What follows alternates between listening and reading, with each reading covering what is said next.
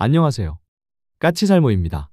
최근에 미국의 미사일 보유량이 우크라이나 전쟁과 그리고 중동 사태로 인해서 40%나 급감했다는 이야기가 나왔고, 그리고 이런 미국을 구원해 줄 수 있는 게 우리나라라는 이야기가 나왔는데요. 그런데 솔직히 저는 이런 소식이 썩 달갑지가 않습니다. 왜냐하면 이게 과연 우리에게 이익이 되는지가 의문이기 때문입니다. 당장 대표적인 예로 LIG와 그리고 LIG의 미국에 대한 비공 수출을 통해서 과연 우리가 미국 무기 생산의 허브가 되어서 우리에게 이익이 있는지를 이야기해볼까 합니다. 그리고 드디어 우리 공군에서 비공을 공대공 미사일로 사용하는 것에 대해서 관심을 보였다고 하는데요. 그 이야기도 해볼까 합니다. 그 전에 앞서서 캐나다의 CTV 뉴스에서 캐나다 잠수함 사업에서 우리 한화가 독일의 티센크루프에 비해서 더 유리하다는 기사가 나와서 그 이야기를 좀 해야 하는데요. CTV 뉴스는 캐나다에서 가장 큰 민영 방송국인 CTV 텔레비전 네트워크에서 뉴스를 제작하는 회사인데요. 캐나다 현지 시간으로 10월 17일에 CTV 뉴스에서 보도한 내용에 따르면 우리 한화오션이 잠수함의 빠른 앞기로 인해서 독일의 티센크루프보다 앞서가고 있다고 합니다. 현재 우리 한화는 2026년에 계약을 하며 2035년까지 총 4척의 잠수함을 납품할 수 있다고 했는데요. 캐나다 측의 요구에 따르면 2035년까지 초도함을 인도해 줄 것을 요구하고 있습니다. 그런데 이 기간도 너무 촉박하기 때문에 일본은 캐나다 사업을 포기해버렸는데요. 우리는 초도함을 납품하는 정도가 아니라 4척을 납품한다고 했고, 그것 때문에 우리가 이 사업에서 유리한 위치에 있다는 거죠. 현재 캐나다의 잠수함 운용 현황을 보면 캐나다는 지금 영국으로부터 구매한 빅토리아급 4척을 보유 중인데요. 빅토리아급 4척 중에서 실제로 항해에 나서고 있는 함선은 한 척일 정도로 절망적이기 때문에 이런 절망적인 상태의 빅토리아급 잠수함을 수리해가면서 유지하는 것보다 우리에게 잠수함을 빨리 인도 받아서 교체하는 게 비용적으로도 유리하다는 것입니다. 한마디로 우리에게서 잠수함을 좀 더 빨리 인도 받을 수 있으면 빅토리아급의 퇴역을 앞당겨서 비용을 절약할 수 있다는 이야기입니다. 그래서 우리 한화는 아주 빠른 납기 일정으로 인해서 유리한 위치를 점하고 있는데요. 그럼 독일은 전혀 유리한 점이 없느냐라고 했을 때 독일이 가진 강점은 바로 캐나다 현지에서 잠수함을 생산하는 것입니다. 독일은 초도함인가만 독일 현지에서 건조하고 나머지 함선들은 캐나다 현지에서 건조한다고 하고 있습니다. 그래서 분명 이 부분은 독일이 더 유리한데요. 그럼 왜 우리는 캐나다 현지에서 생산한다고 하지 않고 있을까요? 분명히 말하지만 우리 업체들의 장점 중에 하나가 바로 현지 생산 능력입니다. 심지어는 인도 같은 나라에서도 K9 자주포를 현지 생산하기도 했고, 심지어 페루는 아주 소량의 함선을 도입하기로 했는데도 페루 현지 생산을 약속해주기도 했습니다. 그럼 왜 우리는 캐나다에게는 현지 생산을 제한하지 않는 것이냐라고 했을 때 그건 바로 캐나다 정부가 현지 생산보다 잠수함의 빠른 인도를 원하고 있다고 우리 측에서 생각을 하고 있기 때문입니다. 만일 우리가 독일처럼 잠수함을 캐나다 현지에서 생산하려면 복잡한 절차를 거쳐서 현지에서 생산을 해야 하는데, 그럼 잠수함의 빠른 인도가 불가능하기 때문입니다. 그래서 우리는 현지 생산보다 잠수함의 빠른 인도를 제한하고 있고, 그래서 12척의 잠수함을 2042년까지 전부 인도할 수 있다고 하고 있습니다. 아마 독일은 못해도 우리보다 최종 납품 일자가 10년은 더 늦을 것입니다. 그리고 우리는 잠수함의 빠른 인도를 위해서 현지 생산을 하지 않는 대신에 캐나다 기업 35개를 이번 사업에 참여시킨다고 하고 있습니다. 그래서 결론은 지금 이 사업의 핵심은 우리나라의 빠른 인도와 독일의 캐나다 현지 생산이라고 할 수 있고요. 지금 시점에서는 캐나다 정부는 캐나다 현지 생산보다는 잠수함의 빠른 납품을 우선시하고 있다는 점을 알 수 있는 것입니다. 한마디로 우리 한화가 캐나다 정부의 생각을 정확히 파악하고 있다는 이야기입니다. 아무튼 그래서 현재 이 사업은 우리가 더 유리하다고 하고 있고요. 여기에 더해서 폴란드의 잠수함 사업에 대해서도 좀 이야기하고 넘어가자면, 얼마 전에 우리나라가 사우디에 현무탄도미사일 기술을 이전해주고 있다는 소식이 있었습니다. 분명 우리는 사우디에 탄도미사일 기술을 이전해주고 있기는 한데 이걸 현무탄도미사일 기술이라고 불러야 할지는 의문이고요. 우리는 지금 사우디를 위해서 사거리 500km급 전술탄도미사일을 개발하고 있고, 당연히 기존에 우리가 많이 해준 것처럼 이번 사업도 당연히 그 개발 자금을 사우디에서 받아서 하고 있을 가능성이 높습니다. 그래서 당연히 우리는 우리가 개발한 500km급 전술탄도미사일의 기술을 사우디에 이전해주고 있기는 한데요. 이걸 현무탄도미사일 기술이라고 하기에는 뭐하죠. 그리고 솔직히 우리가 탄도미사일 기술을 다른 나라에 넘기는 건 이번이 처음도 아니고요. 결론은 우리는 폴란드를 위해서 사거리 290km급 수출용 전술탄도미사일을 개발하고 있고, 당연히 그 기술도 폴란드에 이전해주기로 한 것으로 알고 있습니다. 그래서 우리가 탄도미사일 기술을 이전해주는 건 이번이 처음은 아닌데요. 문제는 폴란드의 잠수함 사업에서 우리가 승리할 수 있는 유일한 방법도 바로 기술 이전이라고 저는 생각을 합니다. 여러분도 알겠지만 캐나다와 달리 폴란드의 잠수함 사업에서는 우리가 채택될 가능성이 높지 않다는 건 다들 아실 것입니다. 그런데 그나마 우리가 승리할 수 있는 게 바로 우리가 폴란드의 현무3 순항미사일 기술을 이전해 주는 것입니다. 현재 폴란드는 자신들이 도입하는 잠수함에서 순항미사일을 발사할 수 있기를 원하고 있고, 이런 폴란드의 요구에 대해서 대부분의 나라들이 미국의 토마호크 미사일을 어뢰발사관에서 발사하는 방식을 제한하고 있습니다.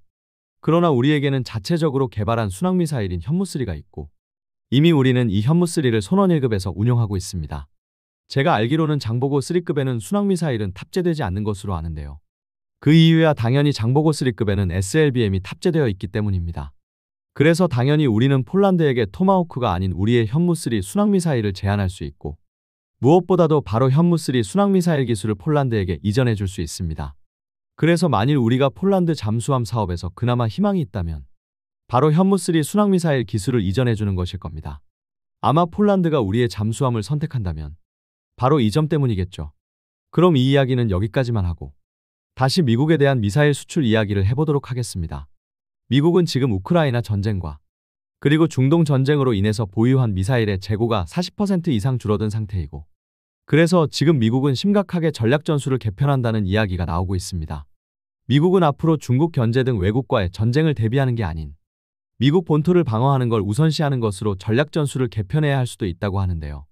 그래서 지금 그것 때문에 미국은 방산업체들에게 미사일 등의 생산량을 2배에서 4배 정도로 증가시킬 것을 요구하고 있지만, 현실적으로 미국 방산업체들이 증가시킬 수 있는 무기 생산량은 최대 2배 정도라고 여겨지고 있습니다.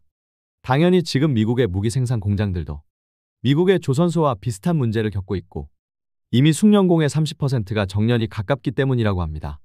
그래서 미국에서는 지금 현재 우리나라를 무기 생산의 허브로서 활용할 방안을 모색하고 있다고 하는데요. 솔직히 여기까지 들어보면 정말 반가운 소식입니다. 그런데 문제는 결론은 우리가 미국의 무기 생산의 허브가 되어준다는 게 우리에게 얼마나 도움이 되느냐는 것입니다. 이게 무슨 말이냐면요. 제가 얼마 전에 우리나라의 차륜형 자주포가 미국 자주포 사업에 참여하고 있지만, 그러나 우리의 자주포가 선정될 가능성은 별로 높지 않다고 이야기했습니다. 그리고 우리 자주포가 선정되지 않을 거라고 보는 가장 결정적인 이유로 미국 현지의 자주포 생산 공장이 없는 점을 언급했는데요. 결론은 미국이 우리에게 요구할 건 너무도 뻔합니다. 미국이 기분 좋게 우리나라에서 무기를 생산해서 납품해달라고 할 리는 없습니다. 설마 이걸 기대하시는 분들이 있다면 꿈을 깨세요. 미국이 우리에게 무기 생산의 허브가 되어 달라는 건 우리나라에서 무기를 생산해서 납품해달라는 게 아니니까요. 대표적인 예가 바로 비공입니다. 제가 이미 전에도 비공은 지금 미국에 대한 수출이 이루어지지 않았고 앞으로도 수출될 가능성이 높지 않다고 이야기했는데요. 그러나 분명한 건 비공은 미국의 FCT 4단계를 전부 통과를 했고, 그래서 비공은 지금 분명히 미국의 무기 구매 목록에 올라가 있습니다. 다만 그 중요도가 뒤로 밀려서 틀림없이 구매 목록에 올라는 있지만 예산이 반영되지 않고 있을 뿐입니다. 그래서 우리 LIG에서는 16만 달러를 들여서 미국에서 로비스트를 고용한 상태입니다. 그러나 문제는 결론은 비공의 예산이 반영 안 되는 결정적인 이유는 이 무기가 미국 현지에서 생산되지 않기 때문이라고 생각을 합니다.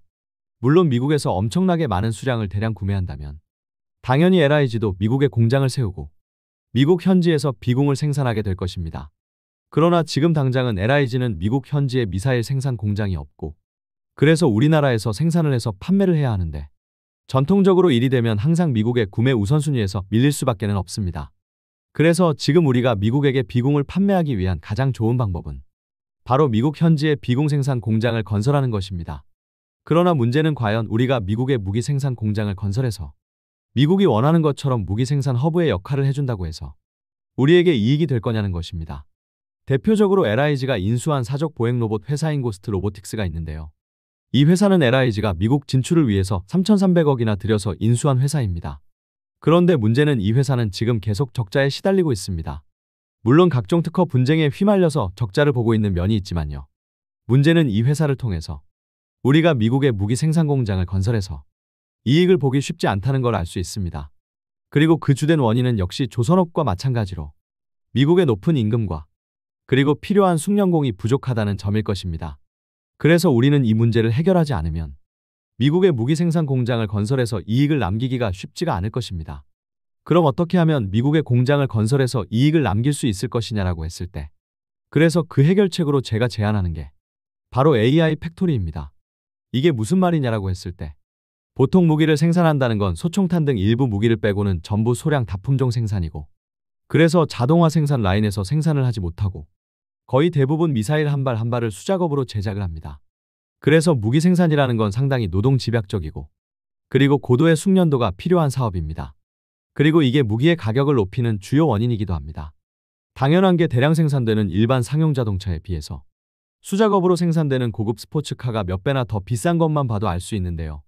그래서 과거 헨리 포드가 자동차를 수작업으로 생산하지 않고 대량 생산을 통해서 자동차의 가격을 엄청나게 낮추었습니다.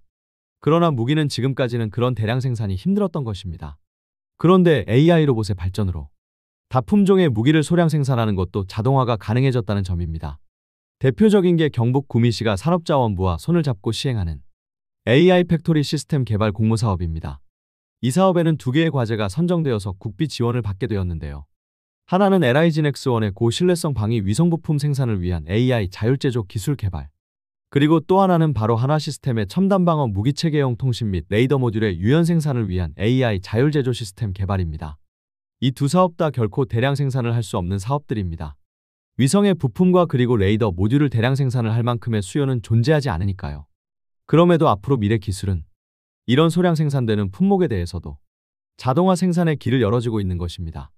얼마 전에 제가 우리나라의 LAMD 미사일의 가격이 많이 낮아졌고 그 주요 원인을 바로 LIG가 새로 건설하는 미사일 전용 생산 공장 때문이라고 한 것도 바로 이것과 관련이 있습니다.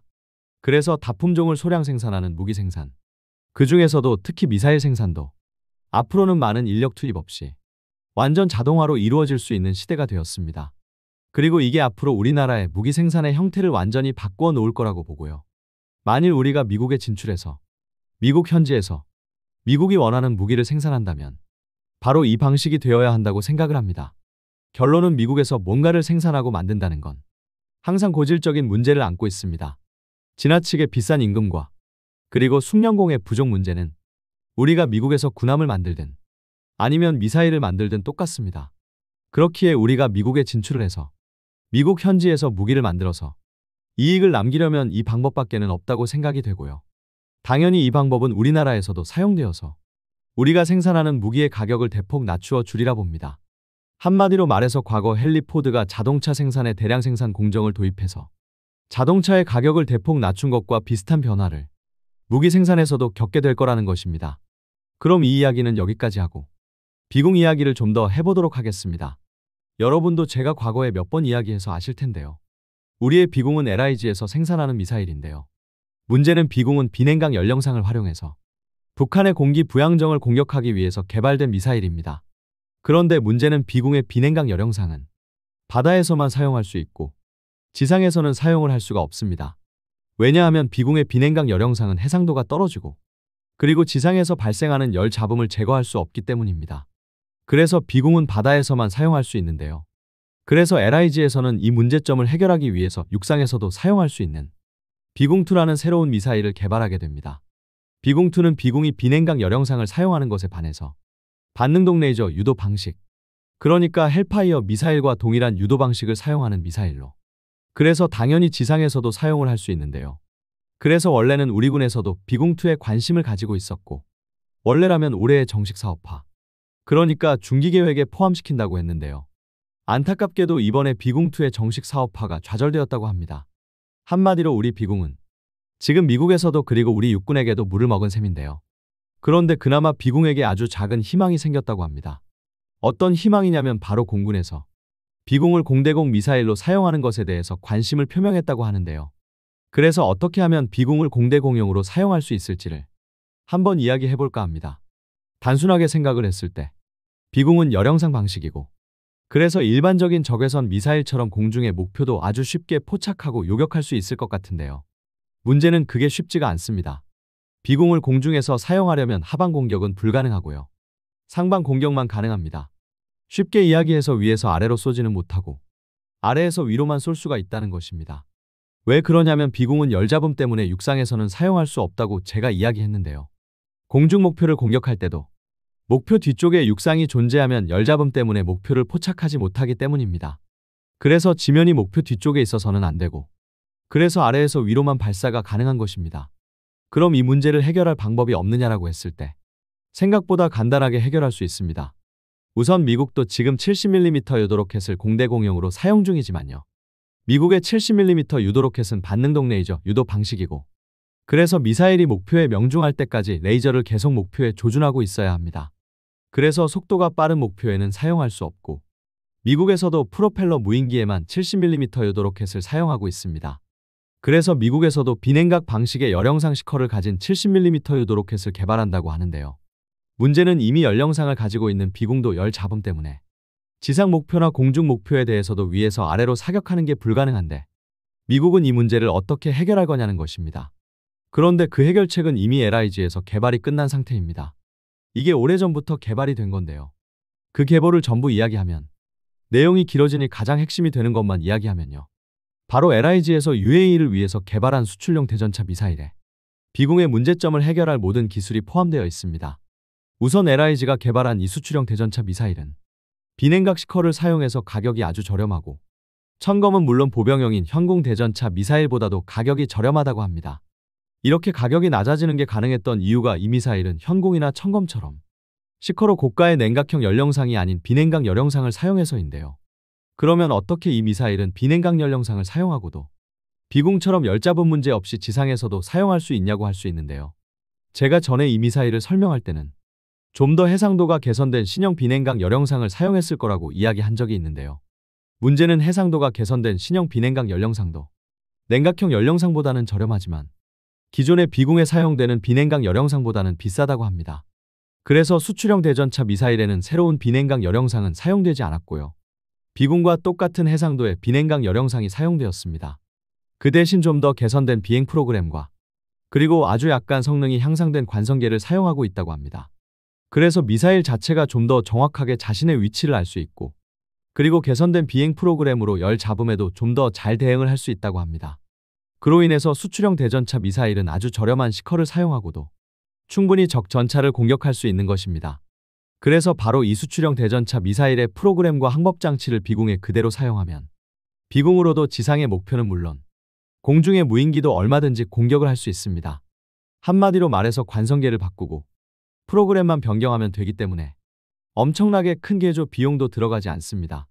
그래서 이렇게만 해도 비공의 대부분의 문제점을 해결할 수 있고, 우리도 미국처럼 전투기에 비공을 달아서 무인기를 공격할 수 있다는 이야기입니다.